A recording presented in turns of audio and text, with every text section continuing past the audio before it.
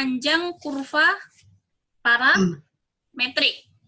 Seperti yang kita pelajari kemarin, kalau kurva parametrik, X sama dengan Ft, kemudian Y sama dengan GT, T-nya itu berada di antara A sampai B, maka secara umum kita bisa menggambarkan kurva parametrik ini dalam bidang XY, misalnya bentuk kurvanya kayak gini nih.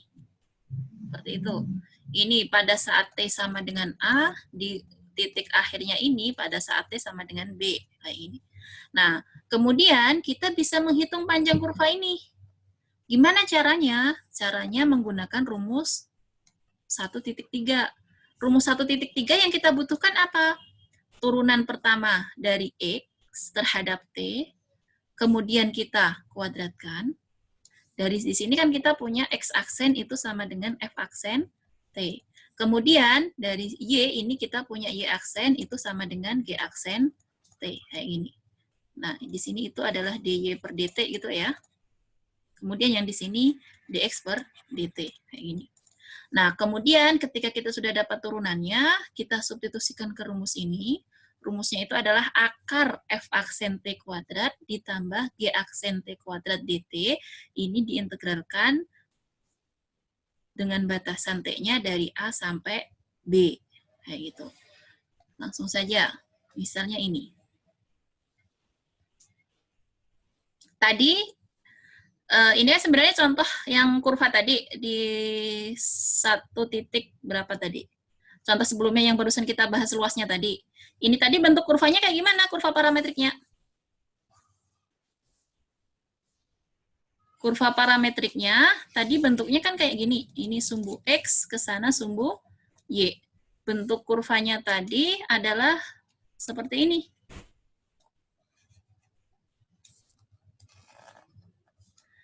Gini ya. Nah, kita disuruh menghitung panjangnya yang ungu ini. Ini tadi kurva yang persamaan parametriknya X sama dengan cos pangkat 3T, Y-nya sama dengan sin pangkat 3T. T-nya berada di antara 0 sampai 2 pi. Kita disuruh menghitung panjang kurvanya. Panjang kurva. Panjang kurva di sini dinotasikan dengan L. Jangan rancu dengan L yang tadi ya. Yang L sebelumnya tadi dia luas, tapi di sini length. Atau panjang kurva. Panjang kurvanya di sini itu adalah, apa rumusnya di situ? Integral dari A sampai B. Berarti kalau di sini A-nya berapa dia? A-nya berapa? 0. Bawahnya berapa? 0. B-nya? 2 pi. 2 pi. Nah, akar dari apa? F aksen T. F aksen T itu siapa? Tadi secara umum X itu sama dengan FT kan? X-nya di sini siapa dia? Cos pangkat 3 T kan? Iya. Ya nggak?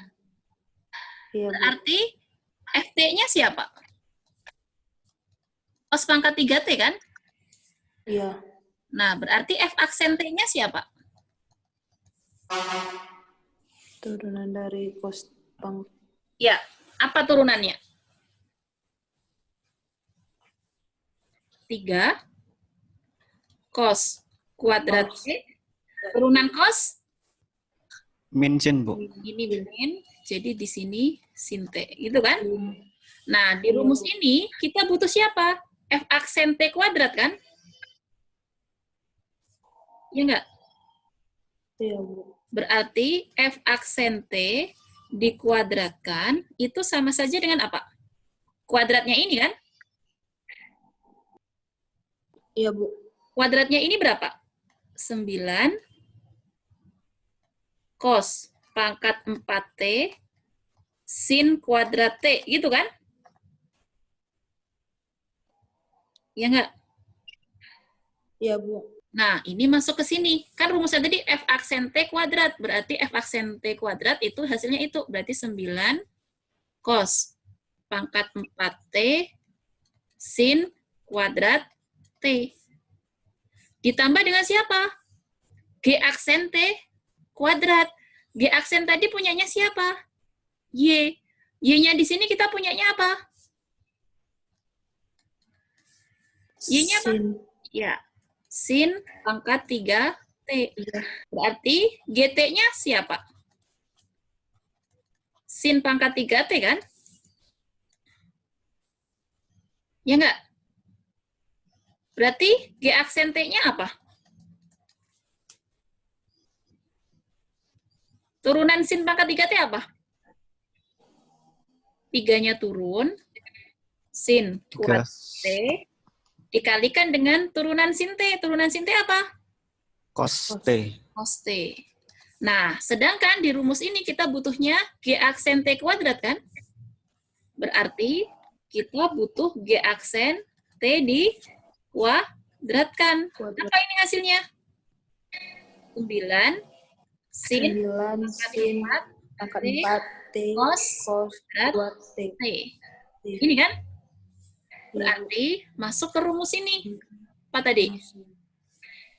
9 cos 9 sin pangkat 4T cos cos kuadrat kuadrat T. T. Oke. Di sini D T. Dah, hitung integralnya apa itu? Ayo.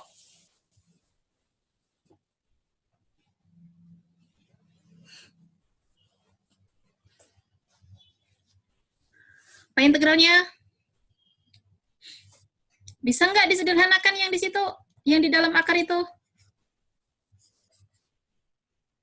Yang di dalam akar ini bisa disederhanakan nggak? 9-nya bisa keluar nggak? Begini. Kalau saya keluarkan 9 cos kuadrat T sin kuadrat T, berarti ini sama saja dikalikan dengan apa? Suku pertama ini sama dengan apa? Dikali berapa biar menghasilkan cos pangkat 4T sin kuadrat T? Kalau saya punya ini. Ayo, jadi apa itu? Cos bukan? Begini bukan? Halo? Ini sama yang di atas sama nggak? Sama, Bu. Berarti bisa dong, ini saya tuliskan kayak gini. Boleh kan? Iya, Bu. Oke. Cos kuadrat T ditambah sin kuadrat T berapa? 1, Bu. 1. Berarti kita punya apa? Akar 9 9 cos cos kuadrat kuadrat T. sin kuadrat T. Kayak gini kan? D, T. Seperti itu. Iya, Bu. Selanjutnya, sederhanakan lagi. Jadi gimana? Integral 0 sampai 2 pi. Ini 2 pi ya. Jadi apa itu? 3 cos T sin T bukan, Bu? Iya. Ini kan sama saja dengan 3 kuadrat gitu ya. Sebelum ke situ, 3 kuadrat cos kuadrat T sin kuadrat T. DT gini kan? Iya nggak? Sama nggak? Kayak gini? Garis terakhir Sama, sampai Bu. atasnya. Oke, sama. Coba perhatikan. Kita punya sifat-sifat nilai mutlak. Kalau saya punya akar dari X kuadrat, itu sama saja dengan nilai mutlak X. Berarti ini sama saja dengan apa? Integral ini. Berarti sama saja dengan integral 0 sampai 2 pi, gitu kan? Iya, Bu. Berarti ini jadi apa? Nilai mutlak Nilai mutlak 3 3 cos T cos sin T T. sin T dt. Ini kan? Ya? Ya enggak? Iya, Bu. Iya, Bu. Nah, sekarang coba perhatikan kurvanya tadi. Ini kan sebenarnya simetri kan? Kurva yang ungu ini. Kalau saya menghitung yang kuadran 1 saja, kemudian nanti saya kalikan dengan keempatnya, boleh nggak? Boleh. Boleh. Berarti kalau saya menghitung yang kuadran 1 saja, berarti sama saja saya menghitung ini kan? Batasnya dari T-nya berapa ini?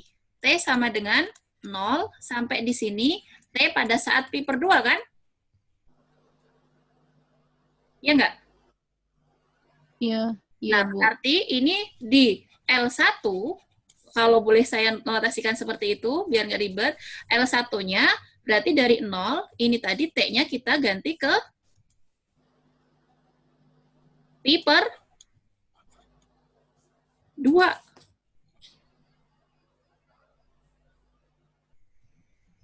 Di sini semuanya karena dia di kuadran pertama, berarti batasnya sampai pi per 2. Ini juga pi per 2, kayak gitu. Oke, selanjutnya, ini nanti jadi apa? Kenapa di dalam ini tidak berubah? Karena memang persamaan parametriknya tetap X sama dengan cos pangkat 3Y, Y-nya sama dengan sin pangkat 3T. Berarti kan tinggal substitusi ke sini, sama saja kan? Ya nggak? Iya, Bu. Nah, berarti ini jadi apa hasil integralnya ini?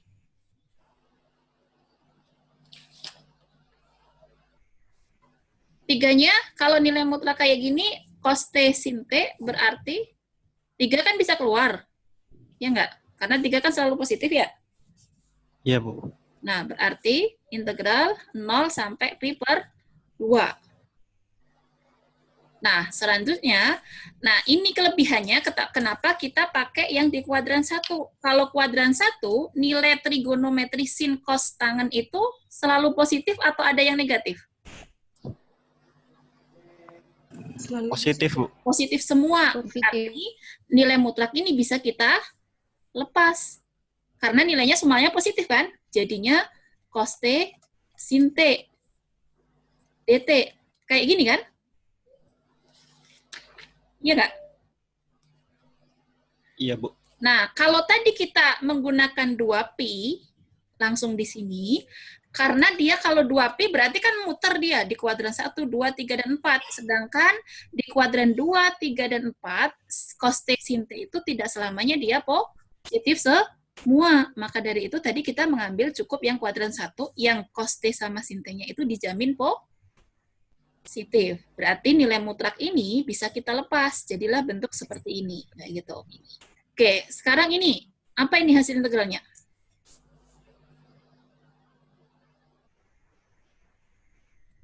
Ingat, sifat trigonometri lagi. Kalau saya punya sin A ditambah B, apa ini sifatnya?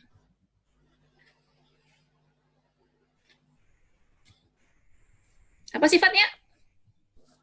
Sin A ditambah B.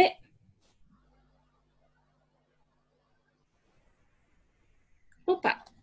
Sin A cos B ditambah sin itu apa? Sin cos kosin kan? Ya enggak? Cos up plus sin dikali sin B. Oke. Sekarang kalau saya punya sin, di sini T kan? T ditambah T itu sama dengan apa? Sin T cos T ditambah cos T sin T. Kayak gitu? Ya enggak? Ngikutin rumusan ini. Berarti yang di sini sama saja sin 2T. Berarti ini kan sama saja dengan sin T cos T. Ini kan perkalian. Berarti bisa, boleh jadi saya tuliskan, boleh juga saya tuliskan sin T cos T kayak gini kan? Berarti sin 2T itu sama saja dengan ini sin T cos T ditambah sin T cos T. Jadi apa? 2 sin T cos T. Yang di sini kita punyanya apa? Yang saya garis bawah ini apa? Cos T sin T, Bu. Cos T sin T. Berarti di sini saya punya sin 2T dikalikan setengah sama saja dengan cos T. Sin T kan? Ya enggak? Ini ke sini Iya, Bu. sama enggak? Sama. Sama. Berarti kalau saya punya cos T sin T sama saja dengan siapa? Setengah sin 2T. Ya, berarti jadi 3 integral 0 sampai pi per 2 dikalikan integral dari setengah apa di situ? Sin 2T dt. Gini kan? Iya, Bu. Nah, tengahnya bisa keluar. Jadi 3 per 2, 0 sampai pi per 2, sin 2T dt. Integral ini apa? Integral sin apa? Min cos, Bu. Min cos. Ini 3 per 2 dikalikan min cos 2T. Tapi ini 2T, berarti di sini harus dikalikan dengan berapa? Setengah. Nah, batasnya dari mana? 0 sampai pi per 2. Oke, seperti itu.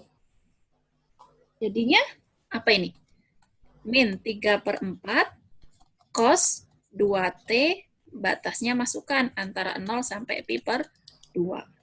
Berapa itu? Ayo, hitung. Min 3 per 4 dikalikan cos pi dikurangi cos 0. Seperti itu ya. Berapa itu?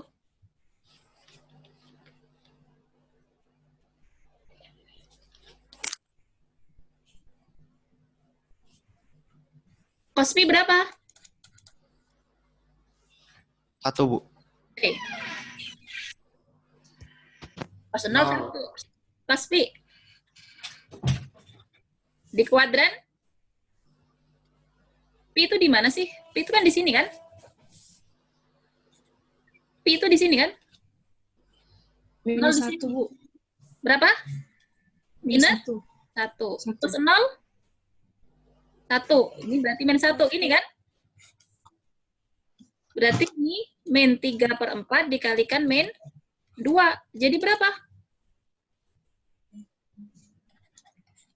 3 per 2. Ini adalah panjangnya. Panjang juga menghitungnya ya. Oke. Ini baru luas di kuadran. Ini baru panjang kurva di kuadran. 1. Berarti luas keseluruhannya gimana? Dikali 4. Luas keseluruhan L besar itu sama dengan 4 kali L1. Sama dengan 4 dikalikan 3 per 2. Jadi berapa? Berapa ini? 6.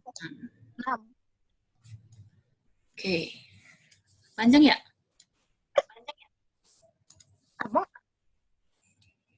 Silakan kalau ada yang mau ditanyakan.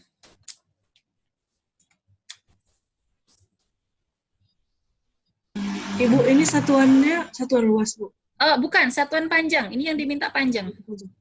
Kalau yang tadi luas, berarti satuan luas. Kalau misalnya meter gitu ya berarti meter ya. Kalau luas ya berarti meter persegi. Kalau ini panjang. Oke, ada lagi yang mau ditanyakan?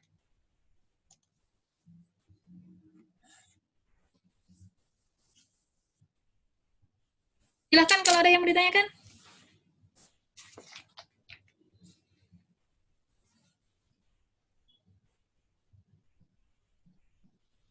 Kita sudah belajar apa aja tadi? Turunan pertama dari suatu persamaan parametrik, yaitu turunan dy terhadap dx gitu ya. Kemudian turunan kedua y terhadap x dari suatu persamaan parametrik, kemudian menghitung Luas daerah. yang dibatasi oleh persamaan parametrik, kemudian yang ketiga menghitung panjang. panjang Panjang kurva parametrik. Kurva parametrik. Masih ada 2 sub bagian lagi. Ada yang ditanyakan nggak? Sampai sini? Dok. Harus struggle ngitung ya. Apalagi kalau ketemu soal yang trigonometri harus tahu banyak info tentang sifat-sifat trigonometri.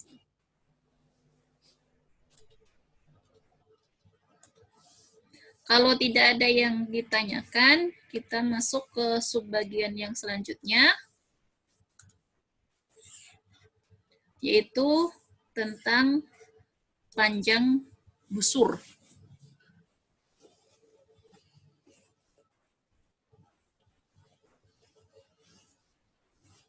Nah, tadi kita sudah belajar mengenai panjang kurva.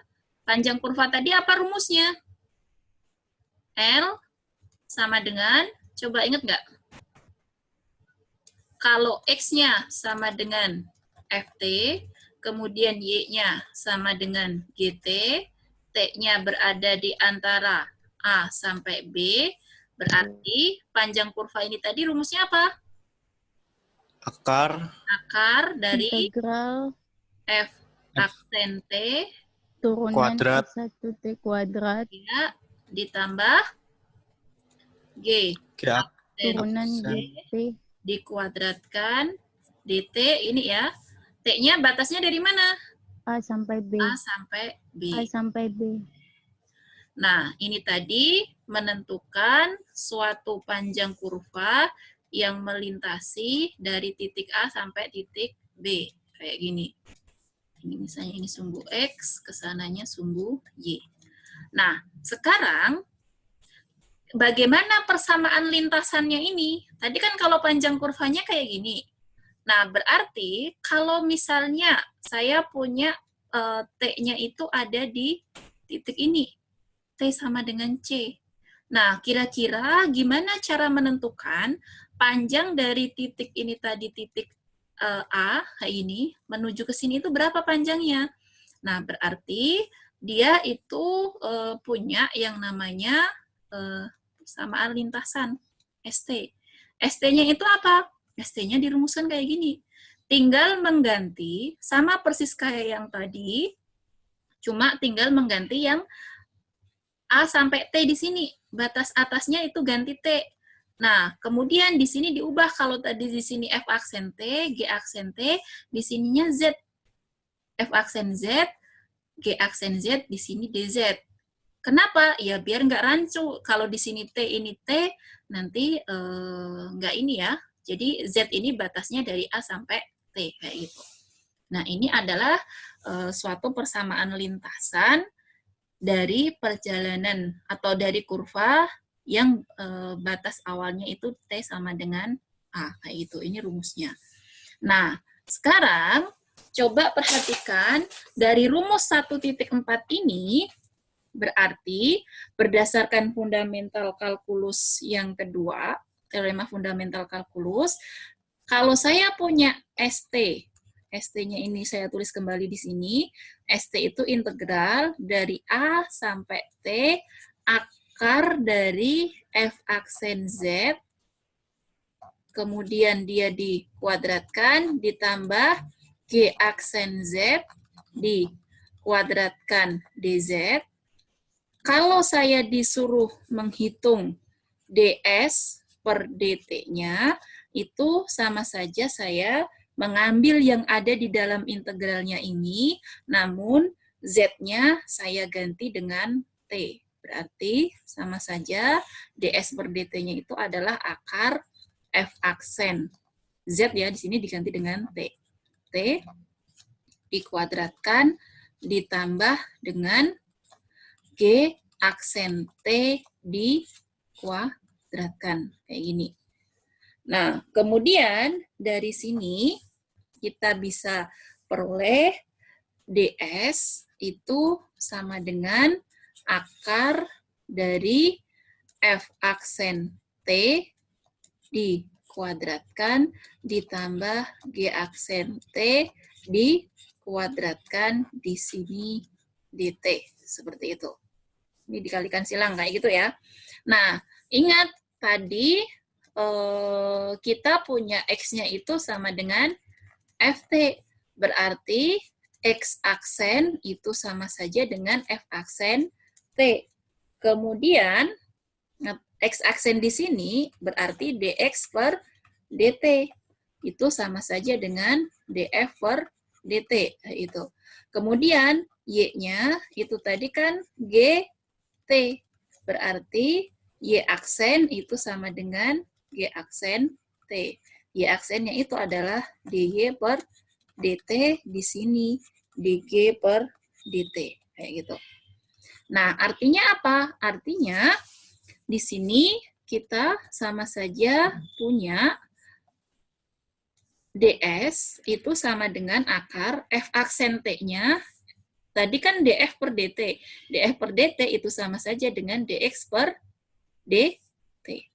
Dx per dt. Dikuadratkan ditambah g aksen t-nya itu sama saja dengan dy per dt dikuadratkan di sini dikalikan dengan dt. Nah, kemudian kalau kita sederhanakan, ini kan sama saja dengan dx kuadrat per dt kuadrat gitu ya. Berarti dt kuadrat nanti keluar dari akar itu nanti akan hilang. Berarti ini kalau kita sederhanakan, kita punya ds itu adalah dx kuadrat ditambah dengan dy kuadrat. Kayak gini. Nah, ini disebut sebagai diferensial dari panjang busur. Itu ds per dt, di mana ds per dt itu adalah akar dari dx kuadrat ditambah dy kuadrat, kayak gitu. Oke, sampai sini ada yang ditanyakan?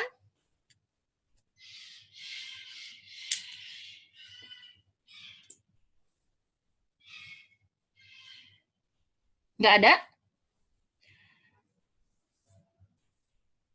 Ada nggak? Kalau tidak ada, waktunya tinggal 3 menit. Kalau kita pakai membahas contoh 1.5, kayaknya tidak cukup. Contoh 1.5 kita lanjutkan besok pagi. Silahkan absen dulu, sambil saya buka pertanyaan dari materi awal yang kita bahas tadi sampai materi hari terakhir ini. Oke, silahkan ditanyakan. Inti dari yang kita bahas tadi apa sih sebenarnya? Mencari luas dan panjang. Ya, kalkulus parametrik. Kalkulus parametrik, kalkulus persamaan parametrik yang dimaksud dengan kalkulus itu, yaitu tadi apa? Mencari turunan, mencari luas, kemudian mencari panjang kurva. Kemudian yang terakhir ini, kita mencari panjang busur. Nah, panjang busur itu apa? Panjang busur di sini adalah yang dinotasikan dengan ST. Kenapa dia disebut sebagai panjang busur? Ya, karena sebenarnya kan tadi kita mencari yang materi sebelumnya, kita mencari panjang dari titik T dari mulai T sama dengan A sampai T sama dengan B. Nah, kira-kira kita bisa nggak sih menghitung ketika T-nya itu geraknya dari mana? Di antara A sampai B yaitu. Nah, kemudian mencarinya gimana? Ya, pakai rumusan ini. ST sama dengan akar A sampai T kayak gini. Nah, kemudian tadi kalau kita uraikan, kita bisa mendapatkan yang disebut sebagai diferensial dari panjang busur, yaitu ds ini sendiri.